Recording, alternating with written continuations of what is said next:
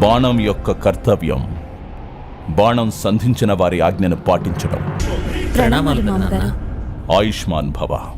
మీరువురికి శుభం కలుగుగాక. కుంతి పుత్రవతి భవ. ఈ బాలుడు ఎవరు పాండు? తన ఇంటి నుంచి పారిపోయి కస్తూరి మృగాన్ని పట్టుకోవాలని వచ్చాడు. కర్ణ, వీరు మా పెదనాన్నగారు, మహామహులు భీష్ముల వారు.